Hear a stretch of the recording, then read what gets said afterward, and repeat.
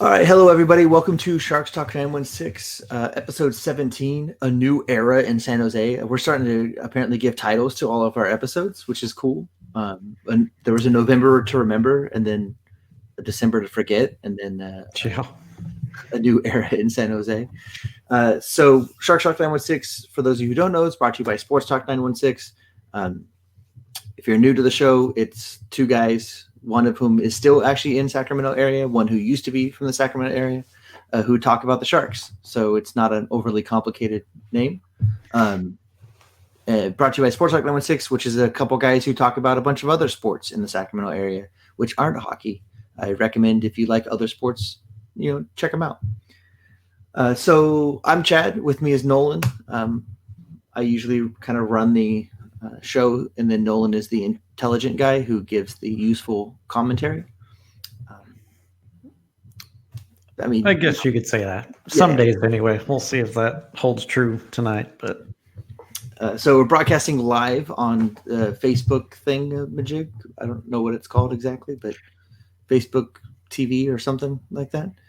And then we, of course, publish on podcast after that. So you can always listen to us if you don't want to see our faces. I actually recommend that version of hearing us over looking at the two of us.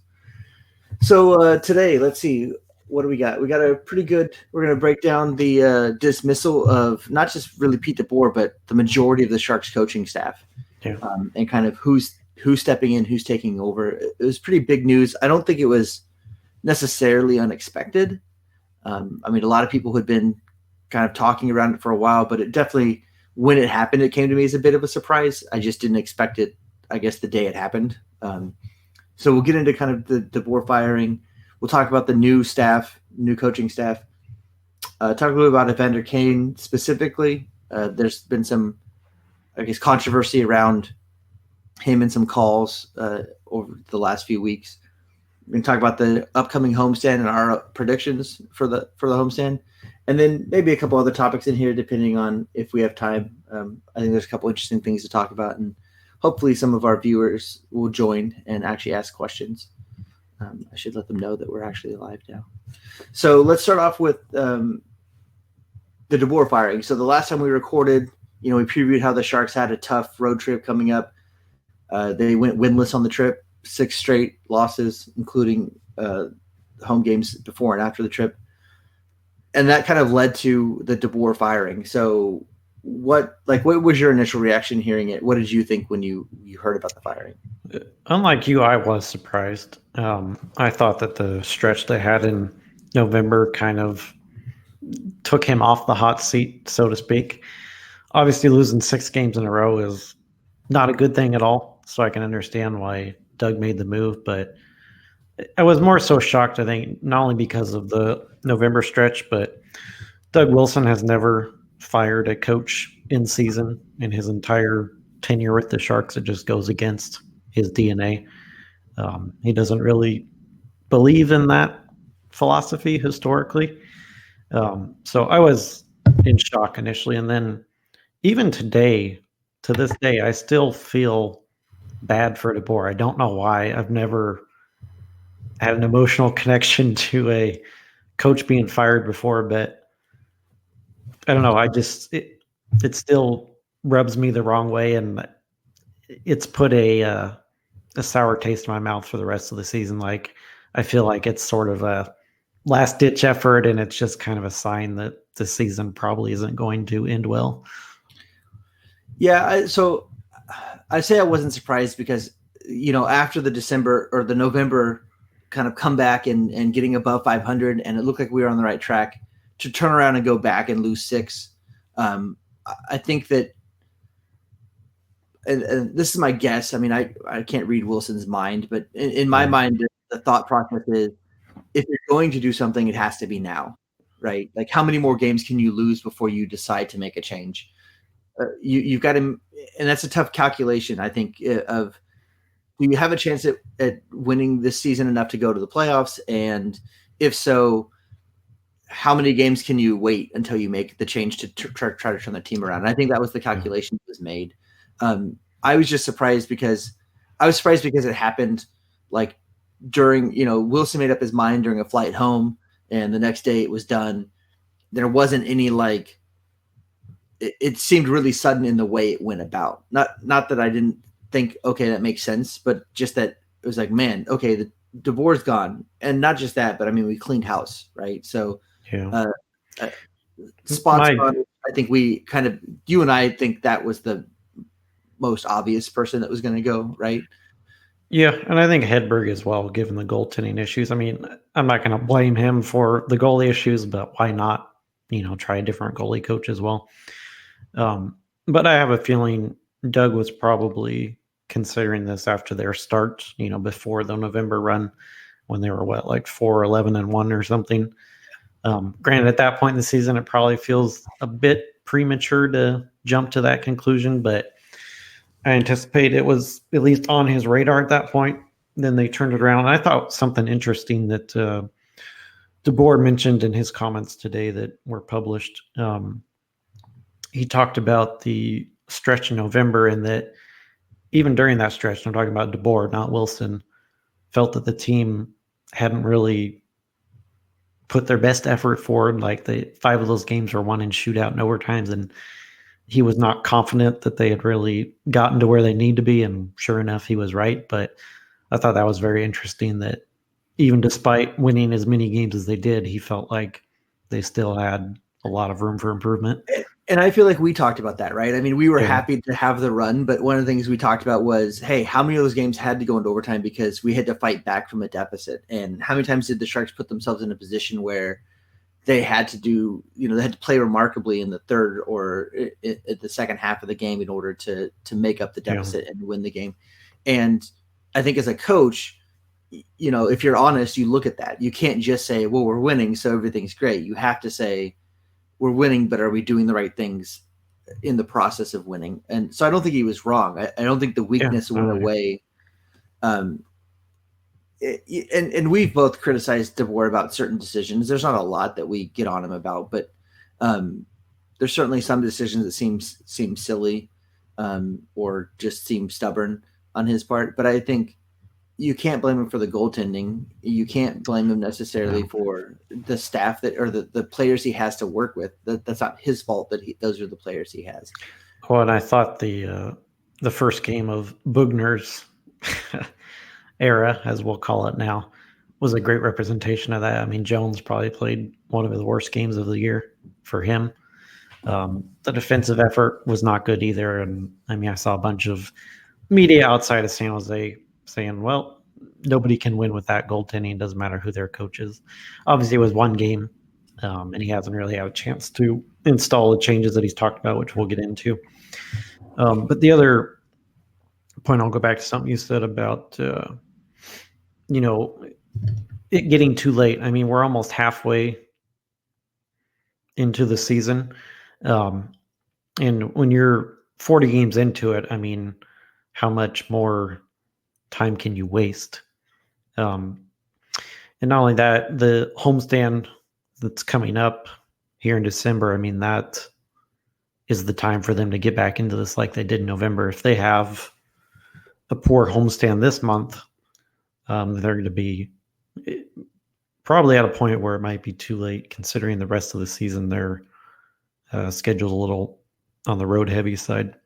So this homestand is critical, which we'll talk about later, but I agree with you. If they were going to do it, now's the time. The other thing is they've got quite a few days off built in the next week or two, so that gives Boughner plenty of time to, instill the changes that he's talked about and get some practice time in and make the small tweaks that he has referred to. Yeah, I'm apparently losing battery, and I'm not sure why, so hopefully this will work. Yeah, I think that I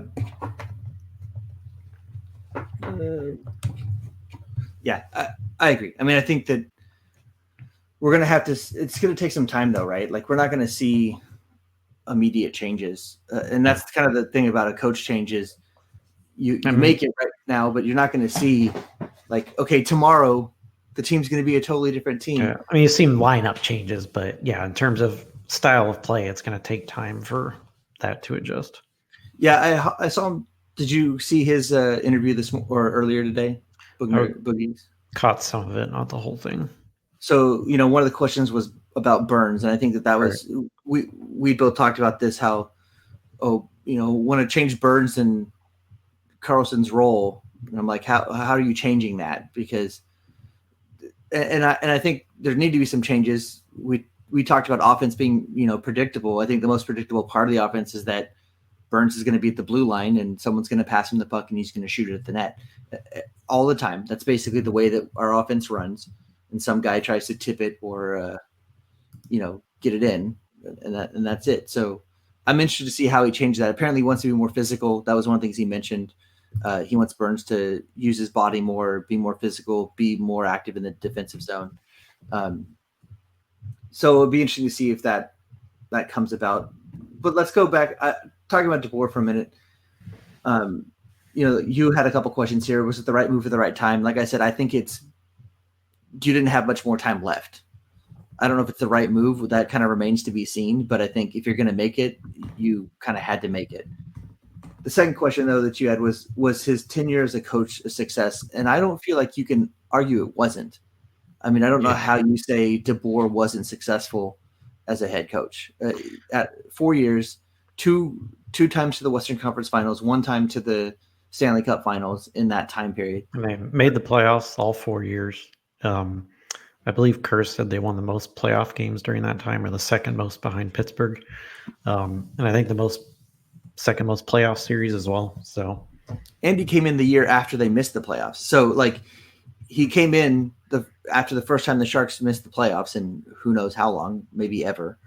And he turns the team around, gets him back in the playoffs, and gets him to the Stanley Cup Finals, which is, if that's not successful as a coach, I get that people are saying, hey, until you have the ring, it doesn't count, right? But I feel like if that's your measure of success, then only one NHL coach is successful in a year.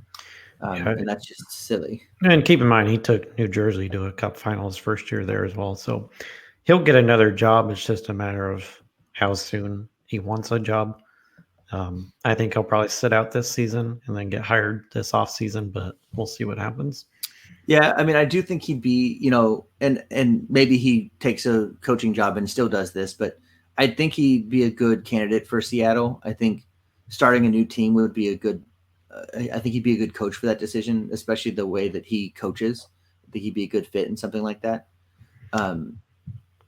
But we'll see. I mean, I can't imagine it's easy to take a year off. I guess money-wise, he can probably afford to do it. But I mean, he's got, I think LeBron said $3 million this year, $3 million next year. So financially, he's fine. But TJ, to your point about it being a questionable move, I personally was surprised by it. I'm not going to say I wouldn't have done it either myself, but I understand it because, as Chad and I have talked about, they're kind of at the point in their season now where it's make or break. And Doug felt like them spiraling into that 6-game losing streak after recovering was just kind of a regression back to where they were before, and evidently felt like he didn't have any choice to try and turn the season around.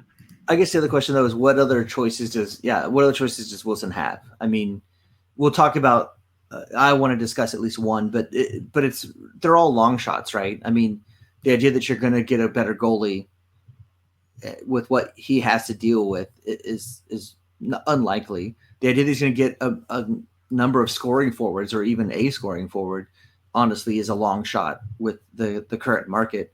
So, I mean, it may be the only choice he had. The only change he could make was to change the coaching staff and hope that lights a spark or makes some sort of change.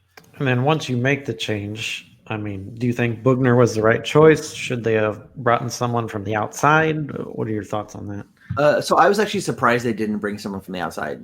I mean, Boogie doesn't have a great record as a head coach. I mean, he granted, it was Florida, but yeah. Sure, but he goes off to be a head coach and he comes back and returns as an assistant coach, which means nobody was really looking at him for a head coach position, if that's the case. But I guess part of the idea is you want to keep something the same. I mean, you fired everybody else. That's exactly it. Yeah, it's the familiarity aspect. They didn't want to. I mean, they completely turned over the room, but two familiar faces. I mean, Boughner obviously was on the staff already.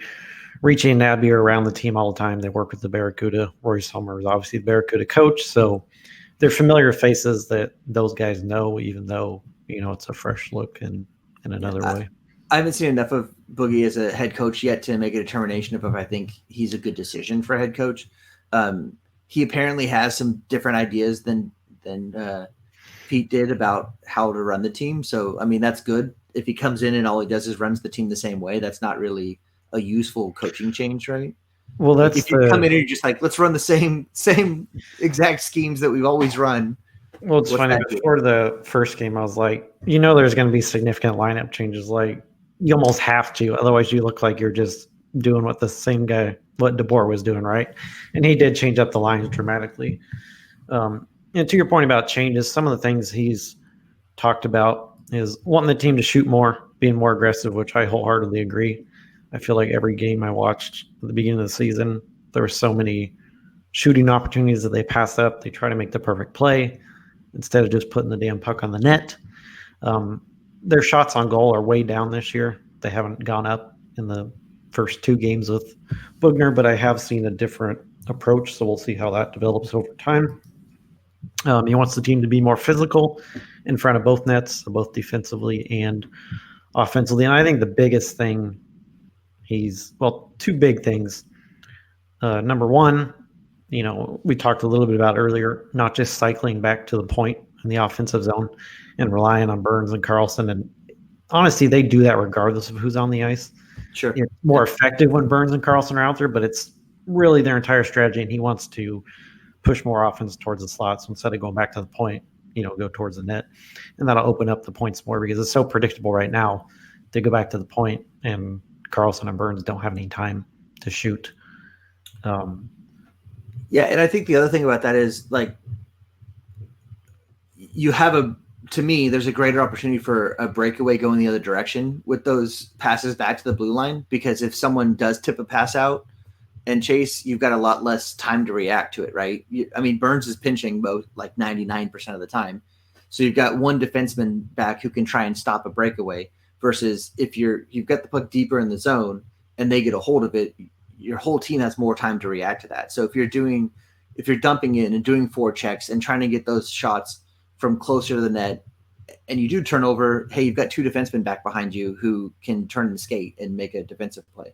How many times do we see Burns beat because of an errant pass or a shot block or something, and then the guy just skates away with it and there's no way anybody's going to get to him that time. So I think both, one, to not be predictable on offense, and two, to make the defensive play a little easier, that not passing back to the line is a good adjustment. So Josh has a question in our live broadcast asking if things don't work out this year, is Doug Wilson's job in jeopardy moving forward? I don't think so personally.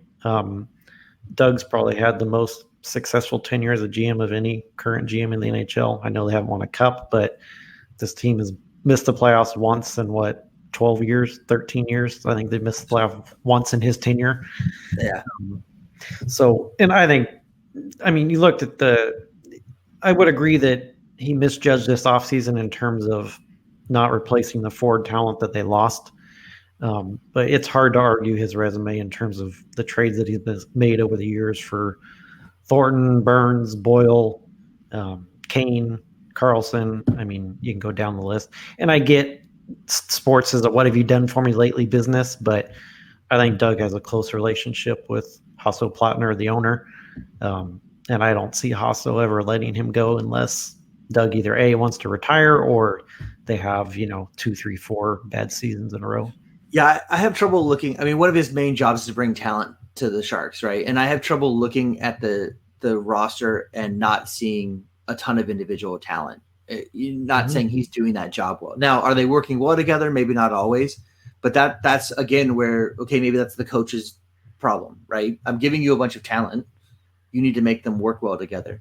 And people want to ding him on the Carlson trade and the amount you're paying him, but I honestly believe in a season or two, there's going to be new negotiations across the NHL, and I think you're going to see keep going up too. You're going to see cap going up, and you're going to see salaries go up. I think Carlson's salary looks like an outlier now, but I think 2 or 3 seasons from now, it doesn't look ridiculous. It looks like what you pay for a decent defenseman.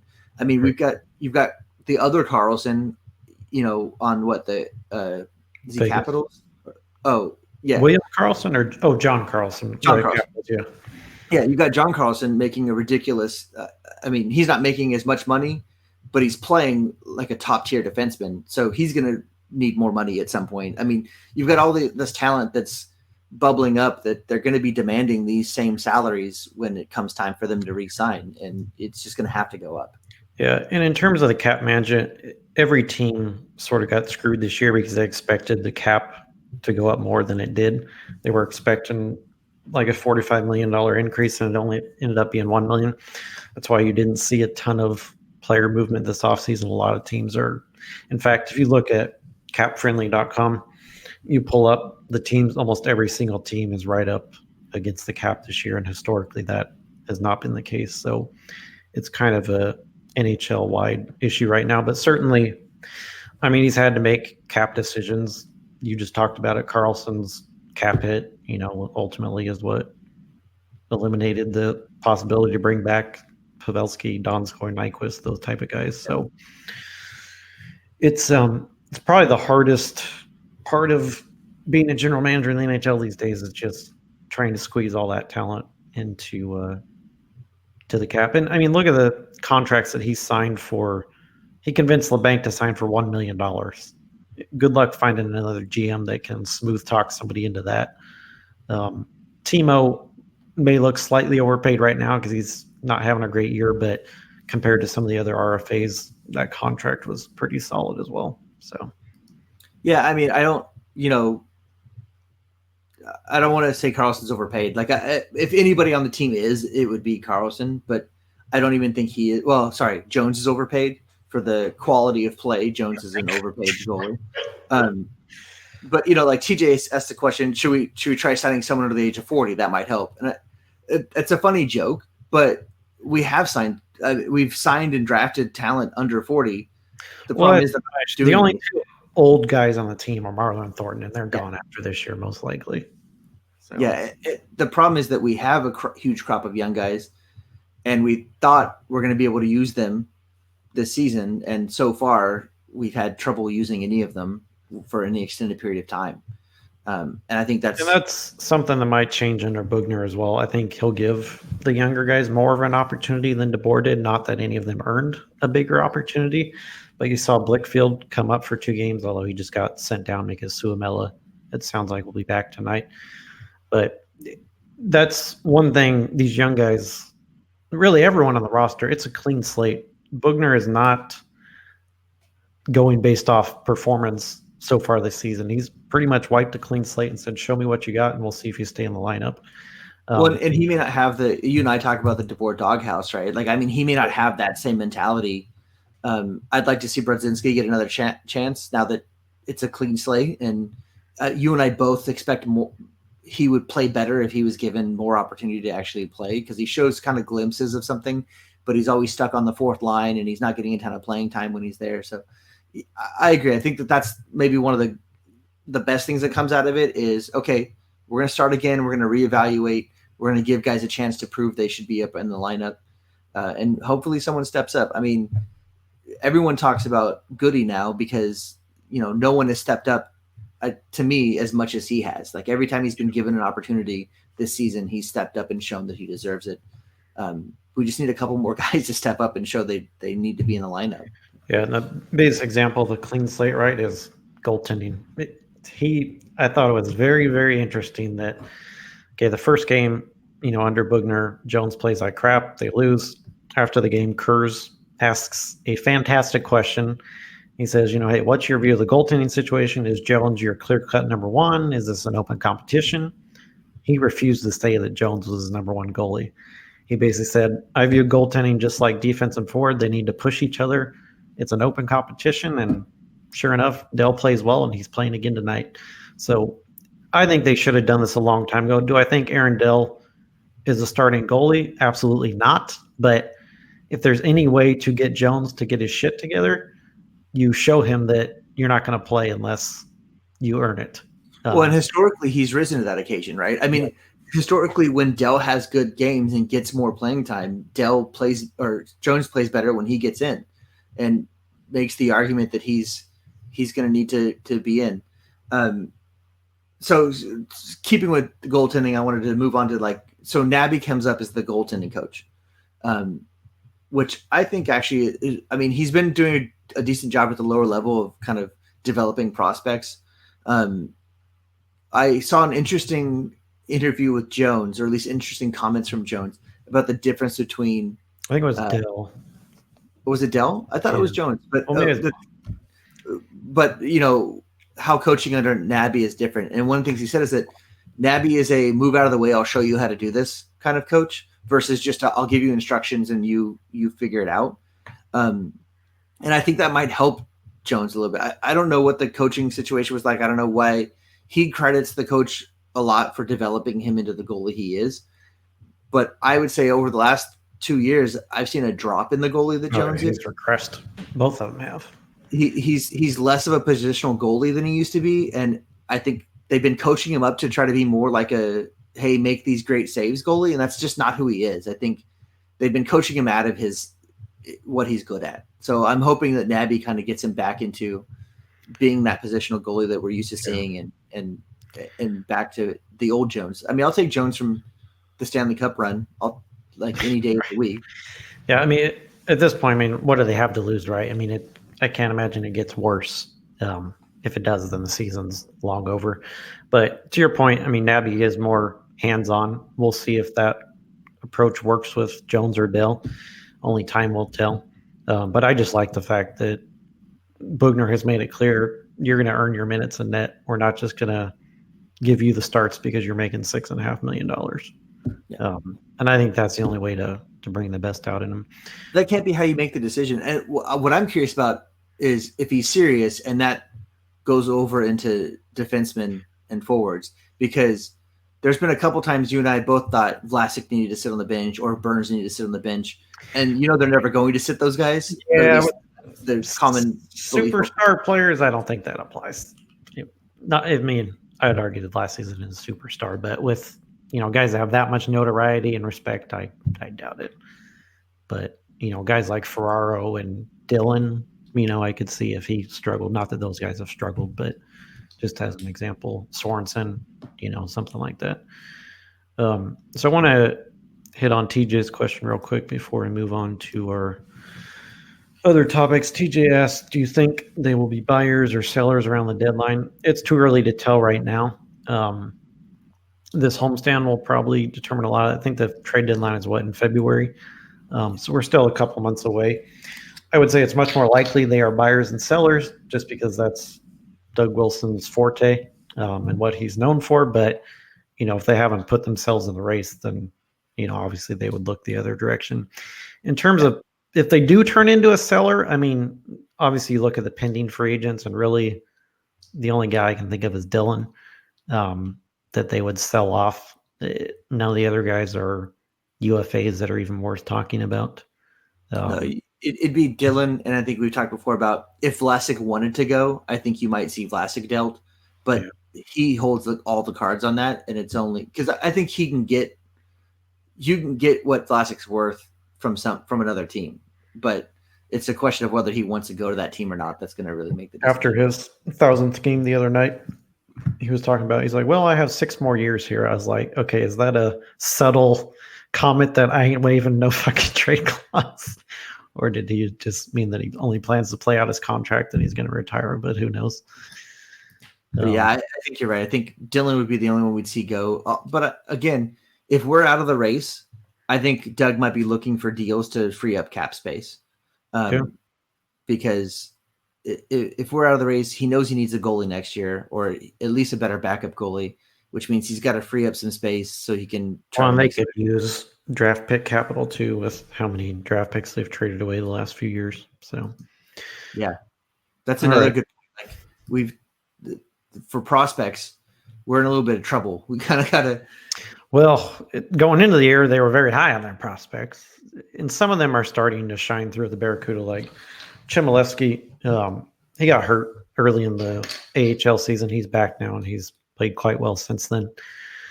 Him, Blickfield, who we just saw, and then Chikovic were the 3 they were really high on. Chikovic has fizzled out in the AHL as well. But I mean, it's the first year in the AHL for all those guys. Blickfield has had a good year down there. Chmielewski's starting to shine through. So I have a feeling we'll see Chmielewski at some point later this season if he continues on the path that he's on now. But whether those guys can make the leap to the NHL even next year is debatable, but they will get another chance because this is going to be a younger team moving forward. So, all right. So I guess one last question about Boughner, just yes or no. Do you think he sticks around after this year, at least as head coach? I don't think so. Just because I don't think this year is going to end well. If you had to ask me right now, it's funny.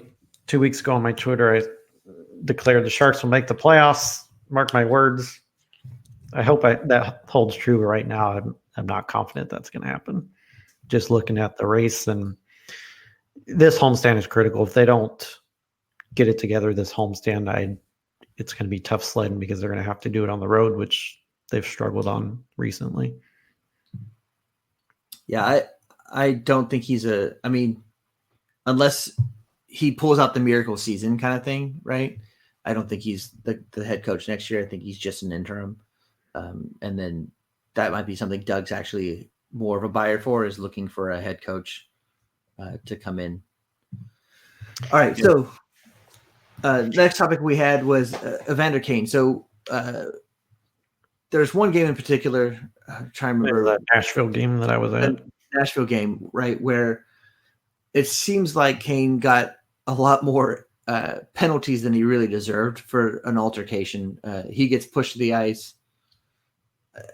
He starts fighting the guy that's pushing on him, then gets drawn away by another guy, gets into a fight. They both get 10-minute misconducts in addition to their fight for fighting. He basically is out for till like the last minute of the game, I think, or last 2 minutes of the game. And he's complained before, and I'm going to ask the question, or we're going to ask the question, do you think he's unfairly treated by refs? Do you think Kane is unfairly being treated unfairly? Yeah. Yes, I think he has a reputation. I don't know how much of that has to do with his suspension earlier this year for slashing at a ref. Essentially, I don't know if that's kind of a ref brotherhood and they've made a point to single him out. But I think he's been treated unfairly because he has a reputation. I compare it to the Rafi Torres situation. Like, every questionable hit, Rafi was suspended, and then he got suspended 50 games for a hit that anyone else would have been suspended 5 games for, right? So I think it's a similar kind of thing where when he's involved in a ruckus, he's going to get the majority of the calls because he has a reputation of stirring things up. Now, I think he takes some blame there because he does consistently put himself in those situations, but I do think more often than not, he gets focused on by the referees more than other players. And do you think it's at all, he always talks about it being a racial issue, or not always, but has brought up the fact that he believes it's a race issue. And we've heard people like, Wardo even talked about that there is racism in the NHL, or at least in hockey as a whole. We talked last episode about racial slurs being used by coaches. And do you think that is part of the reason why he's being treated unfairly for the rest, or do you think it's all earned, whether justified or not? Do you think it's all earned just reputation on his part? I certainly hope it's not race related, but I'm not going to rule that out. Obviously there is racism in hockey. We've seen that, as you said, with the recent coach firings. I would hope as time moves on that changes, but we've seen in society and it doesn't necessarily do so. I don't know if I'm going to blame the reffing on that. It certainly could play a part.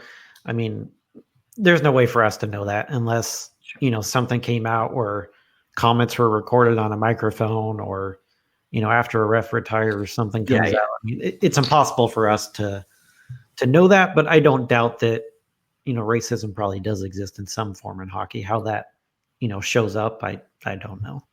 Yeah, I think I'm going to not blame it in this case, and not because, like you said, not because I don't believe that it exists in hockey in some fashion, but I think that, Kane, I don't think it helps him that he uses that as an excuse whenever he doesn't like a call, because I think that you're always needling the refs, right? You're needling them, but you actually physically shove them. You then blame them for the fact that you physically shoved them.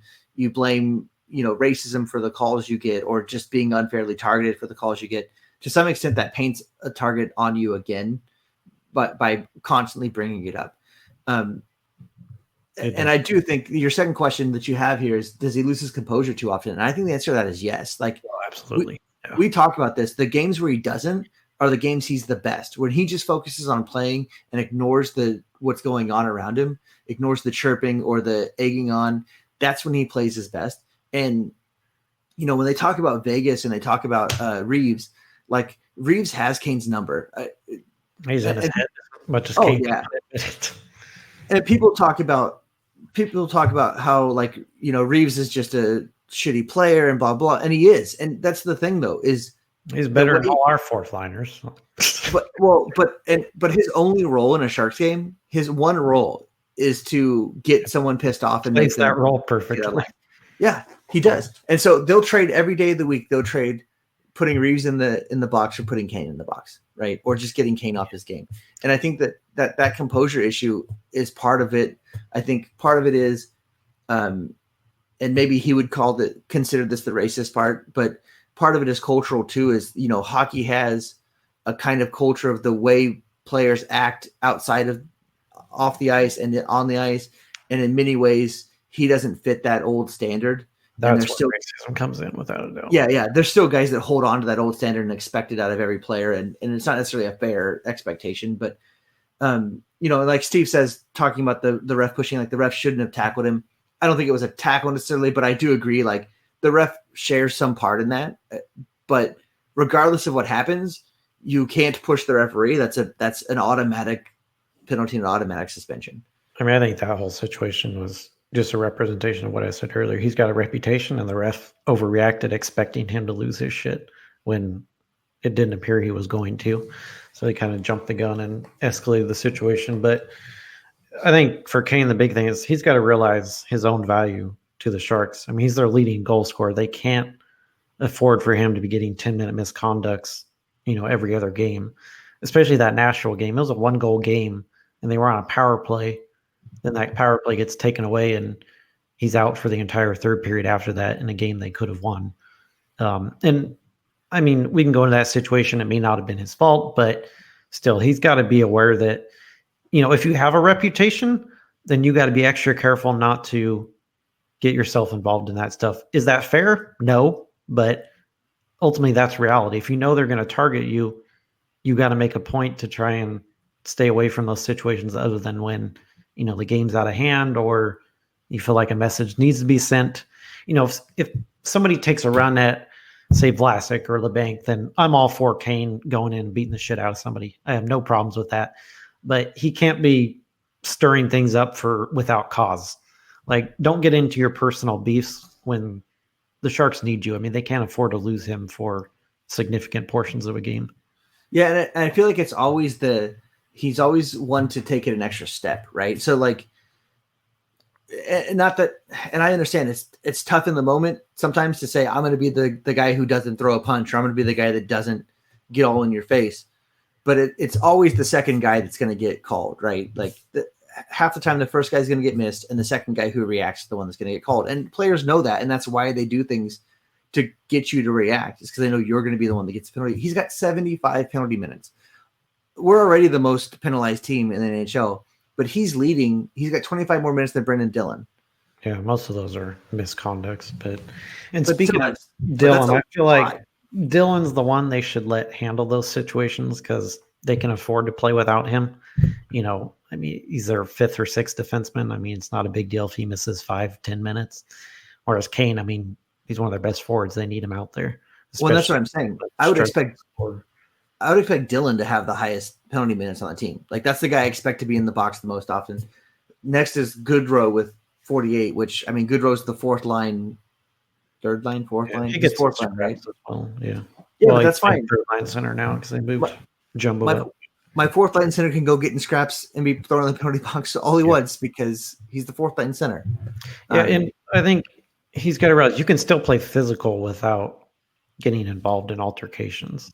And that's the tough part, right? To me, is because you asked the question, should he dial back his physical play? And I don't think he should. I think he needs to be physical in play.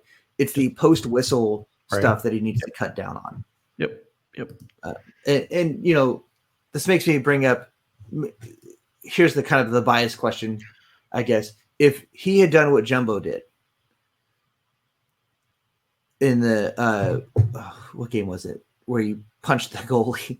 Oh yeah. If Kane had done that, Kane would have been suspended. For sure. I agree 100%. Like, I don't think there's any doubt. And don't get me wrong, I think Jumbo was fine. I mean, the guy swung at him with the stick, and then came out of the crease. It came at Jumbo. Jumbo popped him in the mask. I don't have a problem with that. Which, I mean, they do say in the, supplemental discipline, they review history. And granted, Thornton's had suspensions too. But I agree with you. The league would have looked at that play much closer if Kane was involved. The other thing, too, is like guys on the other teams know he's easily provoked.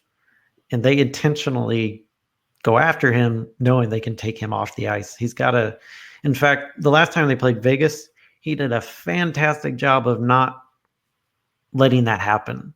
And he just needs to take that same approach with every game. Once the game gets out of hand, whatever, let loose and do what you got to do. I get it, as long as you're not going to get suspended. Yeah.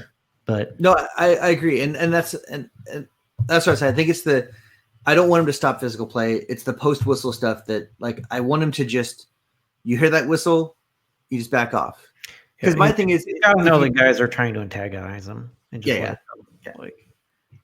which easier said than done, but I agree. I mean, I don't,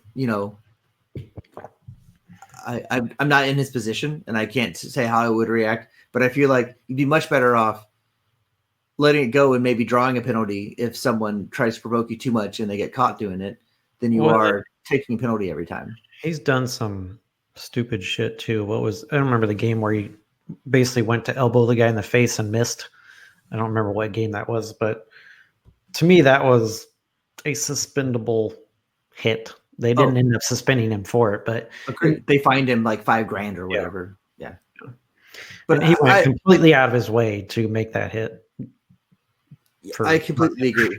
And that was another Teal Glasses on Twitter, right? Like everybody was like, oh, that's a perfectly good hit. No, he skates past the puck, chooses not to play it. It goes for the elbow, and he just misses the elbow, right? That's the only reason why it's not an elbow to the head. And the guy he hit, Radko Gudas, is known as being a dirty player. So people are like, oh, that's what he deserves. No, that's not how it works. So. I mean, it's not. If we're going to be against dirty plays, we should be against dirty plays, no matter who's it's unless it's the Rat, and then you can be as dirty as you want because fucking Marchand. Okay. Yeah. I just wish Joe Thornton that punch had been on Jonathan Quick instead. Quick would have lost his crap and just gone ballistic. Well, that was also the best acting job I've ever seen. So you get hit in the face mask. His teammates did the next day, right? They drew an outline of his body on the ice. You get hit in the face, you drop to the ice, you act like you're dead. And then after the penalty is assessed, the trainer comes out, checks on you, you're fine. You get up and you can play. That should have been forced to go to the back room to me. But anyways, we'll let that go. That's what he said afterwards. He said either it was a great acting job or he should have been in protocol. But yeah. So last thing we'll do tonight, it's a little short just because I was late, but that's fine. So homestand prediction. So we have 6 games remaining versus Arizona, Seattle, St. Louis. Seattle. Not yet. A couple My years. brain. Arizona, St. Louis, Vegas. That's a team we might be able to beat, by the way. I don't know. How did Vegas do after their first year? We could beat them right now without a roster, but so LA and Philly. So two sets of back-to-backs. Yeah, which is rough.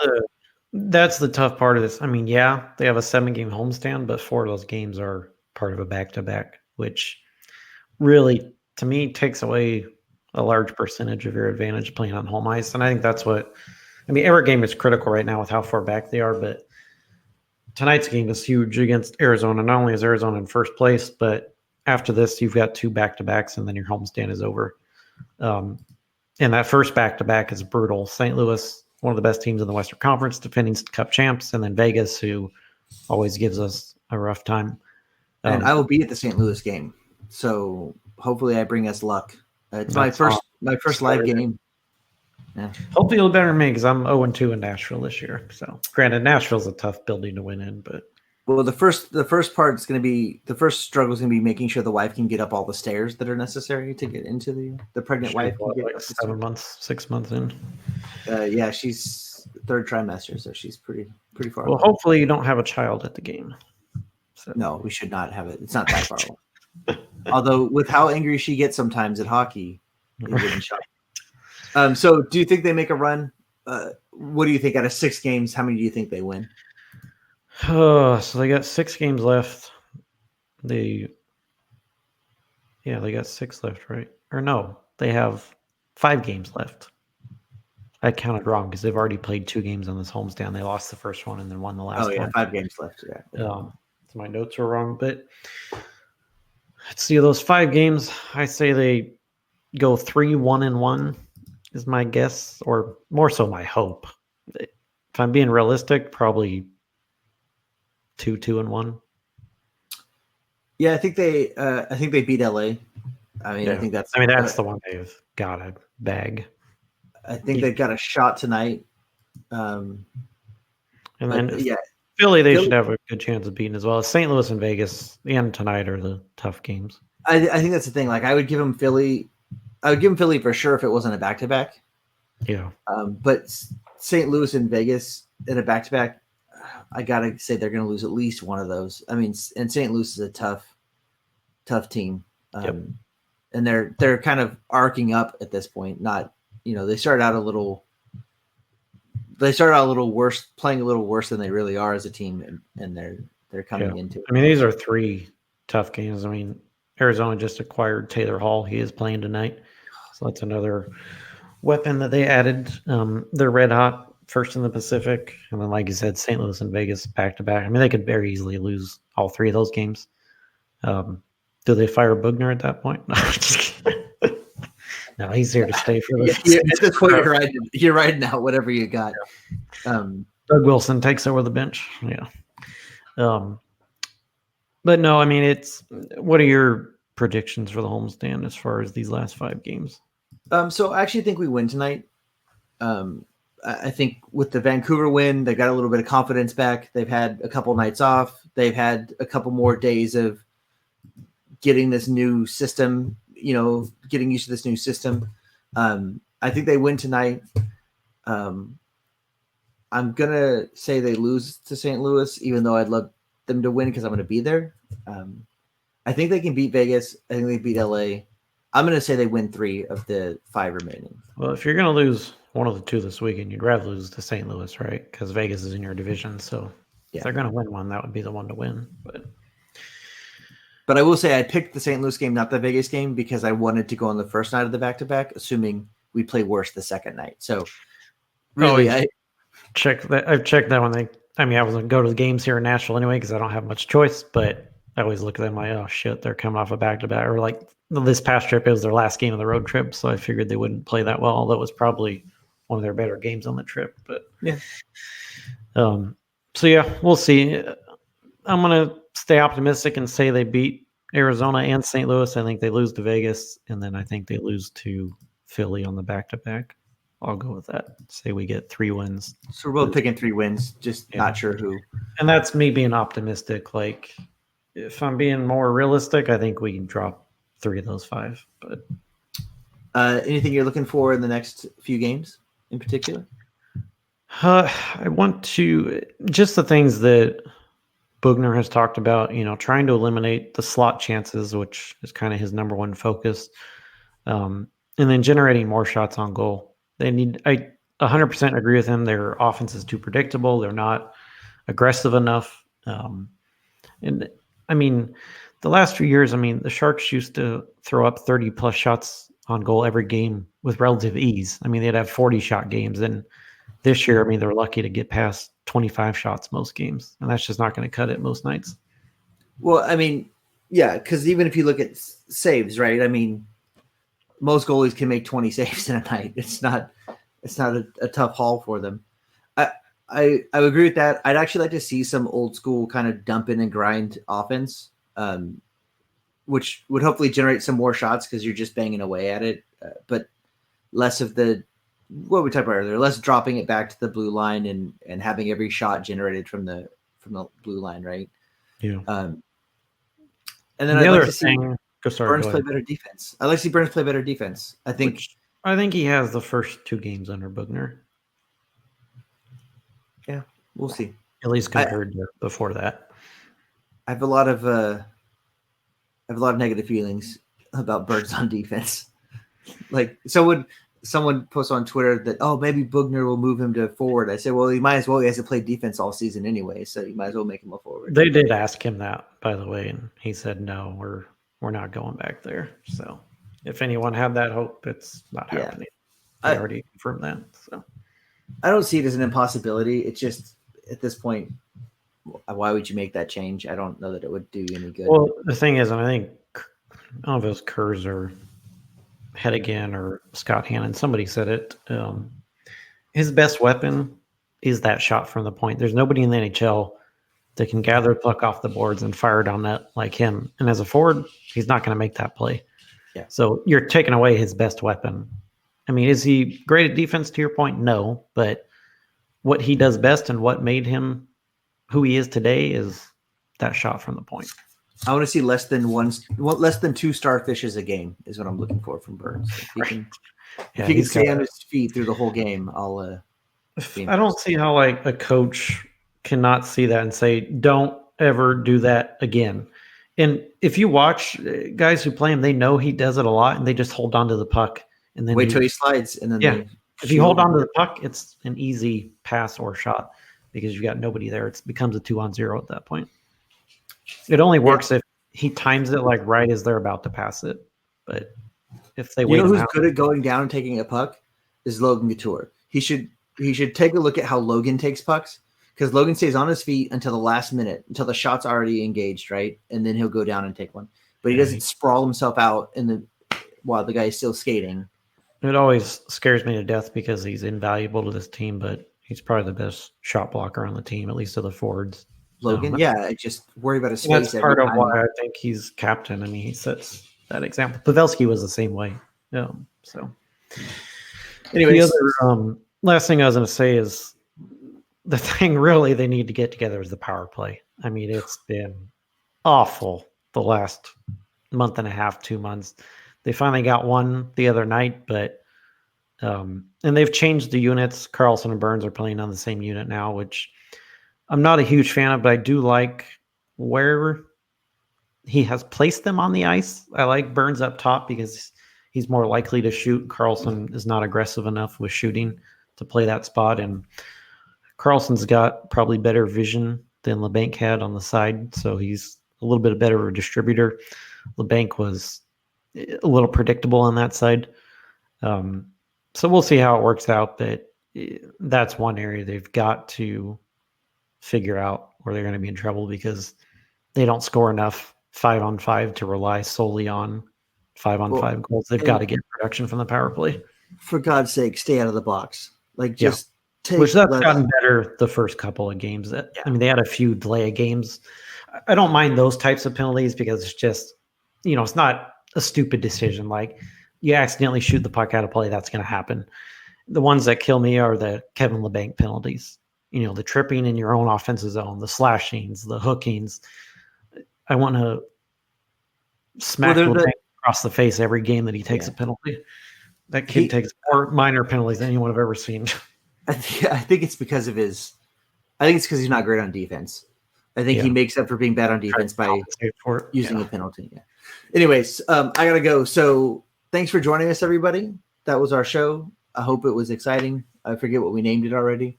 A new era. Is that what it is? Yeah, a new era in San Jose. Season 17, a new era in San Jose.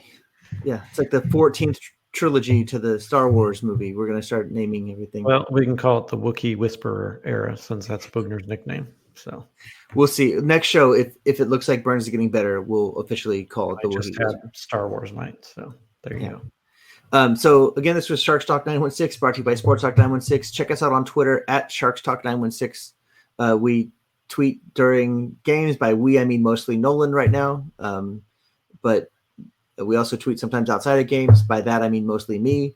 And then you can also check out Sports Talk 916, our sponsors / producers / whatever they are called. For all your other sports needs that are not hockey, don't go to them for hockey. They won't talk about hockey. They don't know anything.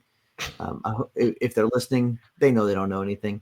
But check them out as well. And then Sports Talk 916 Network is the name of the Facebook page. Yeah, I know all this stuff clearly. Yes. I don't know how I get worse at this with every Just type in podcast. Sports Talk 916 and you'll find it. Let's put it that way. You'll find it. We don't post on there a lot, but we post when we have shows upcoming, and that's where they're streamed live if you want to see what we look like. And if you're listening to us, which you wouldn't hear my voice if you're not listening to us, go on to your favorite podcast app, give us some sort of rating, let us know how we're doing. You can even tell us if we suck. That's fine. I take criticism well. I'm in tech support. I'm used to it. And we'll try to change or not and just tell you to stop listening. One of the two. So anything else, Nolan? Nope. We will end it there. All right. Have a good night, guys. See you. Go Sharks.